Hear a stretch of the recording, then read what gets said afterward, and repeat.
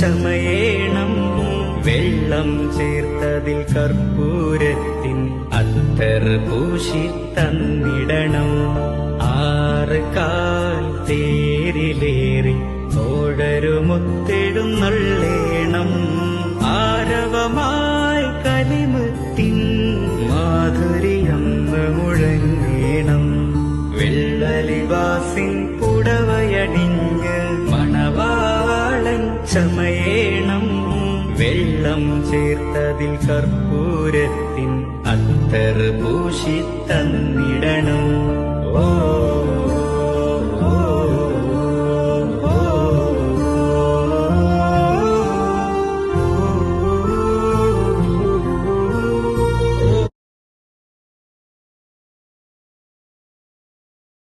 ഒരു കാലഘട്ടത്തിന്റെ ശാന്തമായ ശബ്ദം, ഒരു സമൂഹത്തിന്റെ സ്വാത്വികനായ നേതാവ്, അറിവിന്റെയും വിനയത്തിന്റെയും വെളിച്ചമായി തലമുറകളെ നയിച്ച പ്രൊഫസർ കെ ആലിക്കുട്ടി മുസ്ലിയാർ ഇന്ന് ഓർമ്മയായിരിക്കുകയാണ്.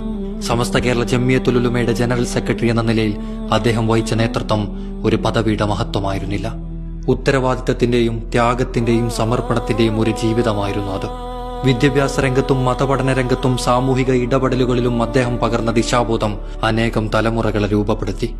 ലാളിത്യവും സൗമ്യതയും നിറഞ്ഞ അദ്ദേഹത്തിന്റെ വാക്കുകളും നിലപാടുകളും പ്രതിസന്ധികളിൽ പോലും ആയിരങ്ങൾക്ക് പ്രതീക്ഷയും ആത്മവിശ്വാസവും നൽകി. സമസ്തയുടെ അമരക്കാരനായും ജാമിഅ നൂരിയയിലെ ആയിരക്കണക്കിന് ശിഷ്യന്മാരുടെ പ്രിയ ഉസ്താദായും പതിറ്റാണ്ടുകളോളം സമൂഹത്തിന് വെളിച്ചമായിരുന്നു അദ്ദേഹം. കേരള സംസ്ഥാന ഹജ്ജ് കമ്മിറ്റി ചെയർപേഴ്സണായും കേന്ദ്ര ഹജ്ജ് കമ്മിറ്റിയുടെ വൈസ് ചെയർമാനായ ആദ്യ മലയാളിയായും അദ്ദേഹം ചരിത്രത്തിൽ ഇടം നേടി. ലിബിയ ഉൾപ്പെടെ അന്താരാഷ്ട്ര ഇസ്ലാമിക വേദികളിൽ കേരളത്തിന്റെ വിജ്ഞാന പാരമ്പര്യവും ഇസ്ലാമിക പണ്ഡിത ശ്രേഷ്ഠതയും ലോകത്തിന് മുന്നിൽ അഭിമാനത്തോടെ അവതരിപ്പിച്ച മഹാനുകൂടിയായിരുന്നു അദ്ദേഹം. അദ്ദേഹത്തിന്റെ വേർപാട് ഒരു കുടുംബത്തിന്റെയോ ഒരു സംഘടനയുടെയോ മാത്രം നഷ്ടമല്ല. കേരള മുസ്ലിം സമൂഹത്തിനും അദ്ദേഹത്തിന്റെ ശിഷ്യന്മാർക്കും സഹപ്രവർത്തകർക്കും അദ്ദേഹത്തെ സ്നേഹിച്ച ലക്ഷക്കണക്കിന് മനുഷ്യർക്കും നികത്താനാകാത്ത നഷ്ടമാണ്. അറിവും സേവനവും വിനയവും ഇഴചേർന്നൊരു ജീവിതം അവസാനിക്കുമ്പോൾ ശേഷിക്കുന്നത് അദ്ദേഹം തീർത്ത വഴികളും പകർത്തിയ മൂല്യങ്ങളും സൃഷ്ടിച്ച പാരമ്പര്യവുമാണ്. അള്ളാഹു അദ്ദേഹത്തിന്റെ പരലോക ജീവിതം വിശാലമാക്കട്ടെ. അടുത്തറിഞ്ഞ എല്ലാവർക്കും അറിയാം, വളരെ നല്ല സൗമ്യനായും വളരെ നല്ല പുഞ്ചിരിയും ലാവണ്യ മുഖത്തോടുകൂടെയാണ് ഉസ്താദ് അവர்கள் എല്ലാവരെയും സേവിപ്പിച്ചിരുന്നത് എന്ന് ബഹുമാനപ്പെട്ട റസൂലുള്ളാഹി സ്വല്ലല്ലാഹു അലൈഹി വസല്ലം തങ്ങളെ തൊട്ട് അബ്ദുല്ലാഹ് ഇബ്നു ഹാരിഥ റളിയല്ലാഹു അൻഹു അവരെ അനുസ്മരിക്കാൻ വേണ്ടി പ്രതിനിധികളെയും വിക്രികളൊക്കെ അധികം ചെയ്യുന്നുകൊണ്ട് വാൻ ചെയ്യപ്പെടാൻ വേണ്ടിയും സംഘടിപ്പിക്കപ്പെട്ട ഒരു പുണ്യമായ ഒരു സദസ്സിലാണ്. ഞാനിവിടെ സ്വാഗതം പ്രസംഗത്തിൽ ബഹുമാനപ്പെട്ട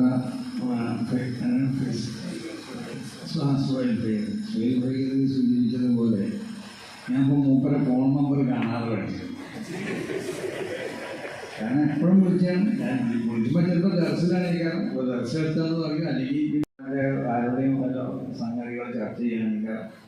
ചിലപ്പോൾ വിളിച്ചത് തലാഖിൻ്റെ പ്രശ്നമില്ല. അപ്പോൾ ഞാൻ 3 തലാഖും തെറ്റിക്കണം എന്നുള്ള നിലയ്ക്കുള്ളൊരു വിഷയമായിരുന്നു. ഇതിലൊക്കെ പഠിക്കുന്ന കാലഘട്ടത്തിൽ മൂപ്പരാണ് മിനാർപുരിയെ ഉദ്ദേശിച്ചാണ്. അങ്ങനെ 75 മുതൽ മൂപ്പരുമായിട്ടുള്ളതായ ഒരു ബന്ധം എനിക്ക് അങ്ങനെ അന്ന് മുതൽ തുടങ്ങിയ ഒരു ബന്ധമാണ്. അതിങ്ങനെ പല മേഖലയിലായതുകൊണ്ട് മൂപ്പരുമായിട്ട് കൂടി പ്രവർത്തിക്കാനും അവസാനം സമസ്ത കേരള ജംഇയ്യത്തുൽ ഉലമ എന്ന ഈ മഹത്താവുന്ന പ്രസ്ഥാനത്തിൻ്റെ സെക്രട്ടറി സ്ഥാനത്ത് മുമ്പിൽ വരികയും അതിന് ശേഷം അതിൻ്റെ പ്രസിഡൻ്റായി എന്നെ തിരഞ്ഞെടുക്കപ്പെടുകയും ചെയ്തോടെ മുതൽ ഞങ്ങളെ ആ ബന്ധം ഒന്നും കൂടി സുശക്തമാവുകയും അങ്ങോട്ടും ഇങ്ങോട്ടും അറിഞ്ഞ് പ്രവർത്തിക്കാനും മനസ്സിലാക്കാനൊക്കെ കുറച്ചും കൂടി സാധിച്ചതുമാണ്. അപ്പോൾ നമ്മളൊരു കാര്യം മനസ്സിലാക്കേണ്ടത് എന്താണെന്ന് ചോദിച്ചാൽ, സമസ്ത കേരള ജംഇയ്യത്തുൽ ഉലമ ഈ പ്രസ്ഥാനം ഇത് ഒരു വിശുദ്ധമായ ഒരു പ്രസ്ഥാനമാണെന്നുള്ള കാര്യത്തിൽ യാതൊരു ആവശ്യം. ഇത് പൂർണ്ണമായും അല്ലാഹുവിൻ്റെ മഹത്തുക്കളാവുന്ന ഔലിയാവ് സ്ഥാപിച്ചതായ ഒരു സംഘടന. ആ സംഘടന അതിന് അവർ നമുക്ക് വരച്ച് കാണിച്ച് തന്ന സംസാരിക്കണം ചില രേഖകളുണ്ട്. ആ രേഖ അപ്പോൾ നമ്മളൊക്കെ കാണുകയും നമ്മൾ ബന്ധപ്പെടുകയും നമ്മളിൽ നിന്നുള്ള പലരും ഉസ്താദന്മാരൊക്കെ ആയിരുന്ന മഹാനാവുന്ന ഷേഖുന കണിയത്ത് ഉസ്താദ് ഖദ്ദസല്ലാഹു സിറഹുൽ അസീസ്, ഷേഖുന ശംസുൽ ഉലമാ ഖദ്ദസല്ലാഹു സിറഹുൽ അസീസ്, ഷേഖുന കോട്ടുമല അബൂബക്കർ മുസ്ലിയാർ ഖദ്ദസല്ലാഹു സിറഹുൽ അസീസ്, ഇവരോടൊക്കെ കൂടി അവരിഷ്യന്മാരാകുന്ന സമസ്ത കേരള ജംഇയ്യത്തുൽ ഉലമയ്ക്ക് ജന്മം നൽകിയിരുന്ന മഹത്തുക്കളാവുന്ന പണ്ഡിതന്മാരൊക്കെ അവരൊക്കെ ഒപ്പം നിന്നുകൊണ്ടിട്ടും അവർ ഇതിനെ നയിച്ച ആ റൂട്ട് ഏതാണെന്നുള്ളത് മനസ്സിലാക്കിയവരാണ്. അത് മനസ്സിലാക്കി പ്രവർത്തിച്ച ആളാണ് മഹാനാവുന്ന ഷേഖുൽ ജാമിയ പ്രൊഫസർ കെ ആലിക്കുട്ടി മുസ്ലിയാർ. അങ്ങനെയുള്ള ഉലായിക്കല്ലദീന ഹദല്ലാഹു ഫബിഹുദാഹു മുഖ്തദീനാണ്. ഏതൊരു പ്രസ്ഥാനമാണെങ്കിലും ഒരു സംഘടനയാണെങ്കിലും അതിൻ്റെ മുൻഗാമികളാവുന്ന നേതാക്കന്മാർ അതിൻ്റെ ആളുകൾ അവർ സ്വീകരിച്ചതായ അടിസ്ഥാനപരമായ ചില നയങ്ങളുണ്ടാവും. അവർ പ്രത്യേകമായി കൊണ്ട് പരിഗണിച്ച ചില മാനദണ്ഡങ്ങളുണ്ടാവും. ആ മാനദണ്ഡങ്ങളൊക്കെ അനുസരിച്ച് പ്രവർത്തിക്കണം എന്ന റസൂലുള്ളാഹി കൂടി പറഞ്ഞു. അതാണ് ഉലായിക്കല്ലദീന ഹദല്ലാഹു. എല്ലാ മേഖലയിലേക്കും, അത് സംഘടനാപരമായ രൂപത്തിലാവട്ടെ, അതല്ല മറ്റ് ഇൽമിൻ്റെ വിഷയത്തിലാവട്ടെ, അപ്പോൾ എല്ലാ മേഖലയിലേക്കും, അതല്ലെങ്കിൽ വിശ്വാസത്തിൻ്റെ കാര്യത്തിലാവട്ടെ, അല്ലെങ്കിൽ കർമ്മത്തിൻ്റെ കാര്യത്തിലാവട്ടെ, ആചാരത്തിൻ്റെ കാര്യത്തിലാവട്ടെ, എല്ലാ മേഖലയിലേക്കും അല്ലാഹു സുബ്ഹാനഹു വ തആല എല്ലാ നിലക്കുള്ള മാർഗദർശനവും നൽകി അല്ലാഹു അനുഗ്രഹിച്ചതാണ് കുറേ പണ്ഡിതന്മാർ. അങ്ങനെയുള്ള അമ്പിയാ എന്ന് പറഞ്ഞാൽ സിൻഫുൻ മഫ്ഹൂറുൻ അലൽ ഇൻസിലാഖി ഖാബുറാത്തിൽ ബശരിയാണ്. അപ്പോൾ മനുഷ്യൻ എന്നുള്ള നിലക്കുണ്ടാവുന്ന എല്ലാ വൃത്തികളും ചെയ്യപ്പെട്ട ഒരു പ്രത്യേക ഫിത്രത്തായിരിക്കും അല്ലാഹു അമ്പിയാക്കന്മാർക്ക് നൽകിയിട്ടുള്ളത്. നമ്മളെ ഫിത്രത്ത് പോലെയല്ല അമ്പിയാക്കന്മാരുടെ ഫിത്രത്ത്. അമ്പിയാക്കന്മാരുടെ ഫിത്രത്തും നമ്മളെ ഫിത്രത്തും തമ്മിൽ വ്യത്യാസമുണ്ട്. അത് മഫ്ഹൂറുൻ അലൽ ഇൻസിലാഖി ഖാബുറാത്തിൽ ബശരിയാണ്. അപ്പോൾ മനുഷ്യൻ എന്നുള്ള നിലക്കുണ്ടാവണ ഒരു ഖാബുറാത്തുകളും ഒരു വൃത്തികേടുകളും അമ്പിയാക്കന്മാരിൽ നിന്ന് ഉണ്ടാവാനും സംഭവിക്കാനും. അപ്പോൾ രൂപത്തിൽ അതാണ് അല്ലാഹുവിൻ്റെ അമ്പിയാക്കന്മാർ. ആ അമ്പിയാക്കന്മാരെ സംബന്ധിച്ച് അവരെ അല്ലാഹു ആ പരിചയപ്പെടുത്താനുള്ള സ്വഭാവം പിന്നെ പറയാം. ഉലായിക്കല്ലദീന ഹദല്ലാഹു. അവരുടെ ആ ഹിബുദനോട് നബിയെ തങ്ങൾ പിൻപറ്റണം എന്ന് പറഞ്ഞാൽ അതിൻ്റെ അർത്ഥം അവർ തുറന്നു പോകുന്ന ഒരു ദീൻ തന്നെയാണ്. അതിൻ്റെ പരിസമാപ്തിയാണ് നബിയെ തങ്ങൾ കുറിക്കാൻ പോകുന്നത്. വിശ്വാസപരമായിട്ട് അവർ നിങ്ങളുമായിട്ട് യാതൊരു അഭിപ്രായ വ്യത്യാസമില്ല. അല്ലംബിയാവോ ഔലാദോ അല്ലാത്തുന്ന ഒക്കെ ഒരു ഉമ്മൻ്റെയും ഒരു കുടുംബത്തിലെ അംഗങ്ങളാണ്. അപ്പം വിശ്വാസപരമായി അവർ ചെയ്ത അതേ നിലക്ക് അതിനെ നടത്താൻ നബിയെ തങ്ങൾക്ക് സാധിക്കുന്നു. ഇത് നബിയോട് മാത്രമുള്ള കേൾക്കാനല്ല, ഏതൊരു സംഘടനയാവട്ടെ, ദീനോട് ബന്ധപ്പെട്ട സംഘടനയാണെങ്കിലും ദീനോട് ബന്ധപ്പെട്ടതായ സ്ഥാപനങ്ങളാണെങ്കിലും അതിലൊക്കെ മുൻഗാമികൾക്കുള്ളതായ അതുകൊണ്ടുള്ള മഹാനാവുന്ന ഷേഖുന ശംസുലുമായി എപ്പോഴും ഞങ്ങളോട് ക്ലാസ്സിൽ പറയാനുണ്ടായി. അല്ലാത്ത സമയത്ത് ഉപദേശിക്കുന്നതായ ഒരു ഉപദേശം അതെന്താണെന്ന് ചോദിച്ചാൽ, ഗൾഫിൽ റഹ്മാനിലേക്ക് അവിടുത്തെ ചീഫ് ജഡ്ജി ക്ഷണിച്ചതിൻ്റെ അടിസ്ഥാനത്തിൽ എൻ്റെ കൂടെ വന്നു. 3 പ്രാവശ്യം അവിടെ മഹാനവറുകളിൽ അറബികളുമായി വലിയ ബന്ധം സ്ഥാപിക്കുകയും അങ്ങനെ ഒരു പ്രാവശ്യം അവിടുത്തെ ചീഫ് ജഡ്ജി ഷെയ്ഖ് അബ്ദുൽ അൽ കമാലി അദ്ദേഹം പറഞ്ഞു, സ്ഥാപനപ്പോൾ എവിടെയാണ് താമസിക്കുന്നത്? ഉസ്താദ് എൻ്റെ റൂമിലാണ്. അപ്പോൾ പറഞ്ഞു ഒരു റൂമാണ്, ലോഡ്ജിൽ വേണം. ഒരു ലോഡ്ജ് എടുത്തു. എവിടെയാണ് ലോഡ്ജ്? അതുപോലെ അത് ഷെയ്ഖാണ്, ഇന്ന് ലോഡ്ജിൽ അദ്ദേഹത്തിനേക്ക് റൂമെടുത്ത് കൊടുക്കണം. അങ്ങനെ ഉസ്താദ് അവിടെ താമസിക്കുകയും ഒക്കെ കൊണ്ടുപോയില്ല. കാണിച്ചതിന് ശേഷം അവിടെ നോക്കിയാൽ നേരെ ഓർമ്മ കടലിൽ കാണുന്നത്. അങ്ങനെ കടലെടുത്തുള്ള ഒരു കിട്ടി. ഉസ്താദ് താമസിക രാത്രി എൻ്റെ റൂമിലേക്ക് തന്നെ തിരിച്ചു വന്നു. ലളിതമായ ജീവിതമാണ് മഹാനോട് ഇഷ്ടപ്പെടുന്നത് എന്ന് ഇതൊക്കെ നമുക്ക് മനസ്സിലാക്കി തരുന്നു. വലിയ ആഡംബര താമസമൊന്നും ഉസ്താദിലേക്ക് ആവശ്യമില്ല. അങ്ങനെ 3ാമത്തെ പ്രാവശ്യം ബഹുമാനപ്പെട്ട ജഡ്ജി ആവശ്യപ്പെട്ടു ഷെയ്ഖ് അലി എന്ന് കൊടുക്കാൻ പറഞ്ഞു. ഷെയ്ഖ് അലി എന്ന് പറഞ്ഞാൽ ആലിക്കുട്ടി ഉസ്താദ്, സയ്യിദ് അലി എന്ന് പറഞ്ഞാൽ ഹൈദരലി ശിഹാബ് തങ്ങൾ. ഈ 2 പേരുമായിട്ട് മഹാനവറുകൾക്ക് ബന്ധം എന്നെ ഇവിടെ ഉണ്ടായിട്ടുണ്ട്, ഫോണിൽ കൂടിയും അല്ലാതെയും. 60-ാം വാർഷിക സമ്മേളനത്തിൽ മഹാനവരുടെ വന്നിരുന്നു. വന്നപ്പോൾ ആലിക്കുട്ടി ഉസ്താദിൻ്റെയും ഐതിഹ്യങ്ങളുടെയും കൂടെ അങ്ങോട്ടും ഇങ്ങോട്ടും സഞ്ചരിക്കാനുള്ള അവസരമൊക്കെ ഉണ്ടായിട്ടുണ്ട്. ഇതെന്നൊക്കെ മഹാനവറുകൾ പഠിച്ചെടുത്തു. വലിയ ഭാവിയാണ്. ആദരവായ റസൂലുള്ളാഹി സ്വല്ലല്ലാഹു അലൈഹി വസല്ലം തങ്ങളെ 6 പ്രാവശ്യം സ്വപ്നം കണ്ട വലിയ മഹാനാണ് ഷെയ്ഖ് അബ്ദുൽ ജലീൽ ഒമാനിലെ സുപ്രീം കോടതി ചീഫ് ജഡ്ജി.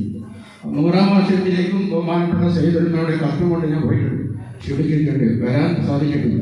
അപ്പം അങ്ങനെയുള്ള മഹാനവറുകൾ 3-ാമത്തെ വരവിൽ ക്ഷണിച്ചിട്ട് ഉസ്താദ് വന്നപ്പോൾ ഫോൺ വിളിച്ചെടുക്കുന്നില്ല, ഒരു നിലക്കും ഫോണ് ബന്ധപ്പെടുന്നില്ല.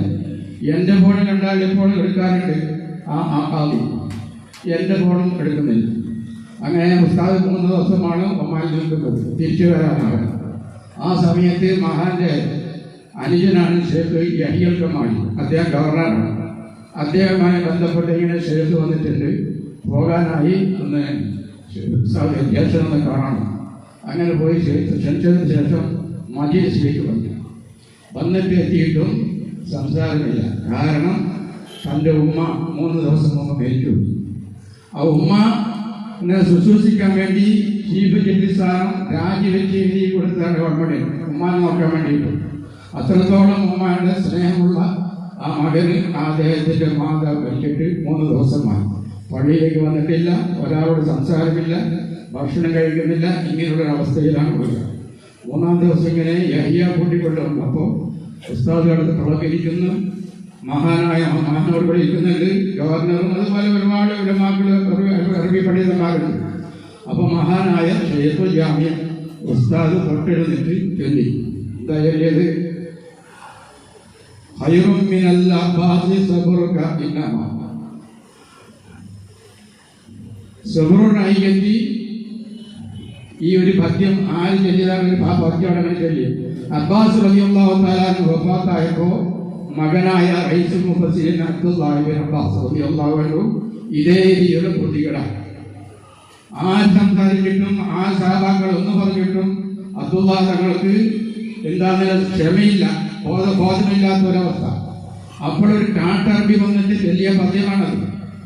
ഖൈറും മിനല്ലാസി സദറുക ബഅദമാ വല്ലാഹു ഖൈറും മിനൽ അബ്ബാസി. മനോഹരമായിട്ട് യാത്ര കഴിയുന്നതുവരെ ഉസ്താദിന്റെ ഒരുപാട് കാര്യങ്ങൾ സമസ്തയുമായി ബന്ധപ്പെട്ടതും അതേപോലെ നേരത്തെ ഇവിടെ പലരും സൂചിപ്പിച്ചതുപോലെ ഉസ്താദിന്റെ അന്താരാഷ്ട്ര ബന്ധങ്ങൾ അവിടെയൊക്കെ പ്രതിനിധിയായി ഉസ്താദ് പങ്കെടുത്തതും അതൊക്കെ അതുമായി ബന്ധപ്പെട്ട കാര്യങ്ങളൊക്കെ യാത്ര തീരുന്നതുവരെ സംസാരിച്ചതിൻ്റെ ജീവിതത്തിൽ മറക്കാനാവാത്തൊരനുഭവമാണ്. അള്ളാഹു മഹാനുഭാവന്റെ ഉഖ്റവിയായ നിറത്തെ ഉയർത്തിക്കൊടുക്കുമാറാവട്ടെ എന്ന് പ്രാർത്ഥിച്ചുകൊണ്ട് മാഷാ അല്ലാഹ് ഈ പരിപാടി ഇത്രമേൽ മനോഹരമായ ഒരു സംഗമം സംഘടിപ്പിക്കാൻ സാധിച്ച ഓസ്ഫോജന ജില്ലാ കമ്മിറ്റിയെ മുക്തകണ്ഠം അഭിനന്ദിച്ചുകൊണ്ട് പ്രത്യേകിച്ച് അതിനുവേണ്ടി പരിശ്രമം നടത്തിയ എൻ്റെ പ്രിയ സ്നേഹിതൻ സുഹൈൽ ഫൈലി ഉസ്താദിനെയും അദ്ദേഹത്തിൻ്റെ സഹപ്രവർത്തകരെയും ഒരിക്കൽ കൂടി അഭിനന്ദിച്ചുകൊണ്ട് ഞാൻ എൻ്റെ വാക്കുകൾക്ക് വിരാമമിടുന്നു. അസ്സലാമു. പ്രത്യേകിച്ച് വ്യാഴാഴ്ച ദിവസങ്ങളിലാണ് ഷെയ്ഖുന അലിഖ്നാർ പള്ളിയിൽ എത്താറുണ്ടായിരുന്നത്. ആ സമയത്തൊക്കെ ഉസ്താദിനെ കാണാനും ആ ദുആയിൽ പങ്കെടുക്കാനും നൂറുകണക്കിന് ആൾക്കാർ മാലിക്നാർ പള്ളിയിലേക്ക് എത്താറുണ്ടായിരുന്നു. നേരത്തെ സലാഹുദ്ദീൻ ഫേജിസ്തായുടെ അറിയിച്ച പോലെ തന്നെ ഉസ്താദിൻ്റെ കീഴിൽ ഉസ്താദിൻ്റെ ഖാലിസ്ഥാനത്തിന് കീഴിൽ പ്രവർത്തിച്ച് വന്നിരുന്ന ഒരു പള്ളിയിൽ തബ്ലീഗ് ജമാഅത്തുമായി ബന്ധപ്പെട്ട ആൾക്കാർ സുബഹി നിസ്കാരത്തിൻ്റെ ശേഷം ക്ലാസ് എടുക്കുന്നു എന്നുള്ള വിവരം നാട്ടിൽ വലിയ പ്രശ്നമായി. അവസാനം അത് പരിഹരിക്കാൻ വേണ്ടി അലിക്കുട്ടി ഉസ്താദിൻ്റെ സന്നിധിയിലേക്ക് എത്തിച്ചേർന്നപ്പോൾ ഉസ്താദ് വളരെ ഗൗരവത്തോടു കൂടി ആ കാര്യത്തെ ഏറ്റെടുത്ത് അവസാനം അന്തിമമായി അതിലൊരു തീരുമാനമെടുത്തു. പള്ളിയിൽ ക്ലാസ് എടുക്കേണ്ടത് പള്ളിയിലെ ഇമാമാണ്. അപ്പോൾ അതുകൊണ്ട് അത്തരത്തിലുള്ള ക്ലാസ്സുകളൊന്നും പള്ളിയുടെ അകത്ത് വേണ്ട. അങ്ങനെ അവസാനം ആ ക്ലാസ് തൊട്ടടുത്തുള്ള വീട്ടിലേക്ക് മാറ്റുകയാണ് ചെയ്തത്. അതുകൊണ്ട് ഷെയ്ഖുനായുടെ വഫാത്ത് വരെ അഹ്ലുസുന്നത്ത് വൽ ജമാഅത്തിൻ്റെ ആശയാദർശങ്ങൾ പറയേണ്ട ആ സന്ദർഭങ്ങളെല്ലാം വളരെ ഗൗരവത്തോടു കൂടി പറയുന്ന ധാരാളം അനുഭവങ്ങളുണ്ട്. മഹാനവറുകളുടെ കൂടെ സ്വർഗീയ ഭവനത്തിൽ അല്ലാഹു തആല നമ്മളെല്ലാവരെയും ഒരുമിച്ച് കൂട്ടി അനുഗ്രഹിക്കട്ടെ എന്ന് ദുആ ചെയ്തുകൊണ്ട് വാക്കുകൾ.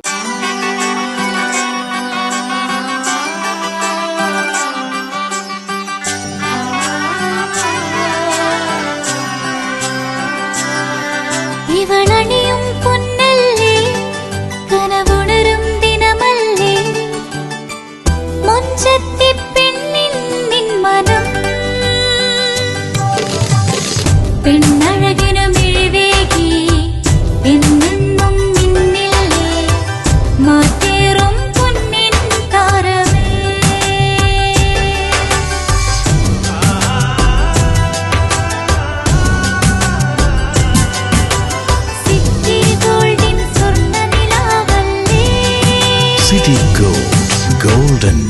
Imams, Kerala and Karnataka, the glow of purity.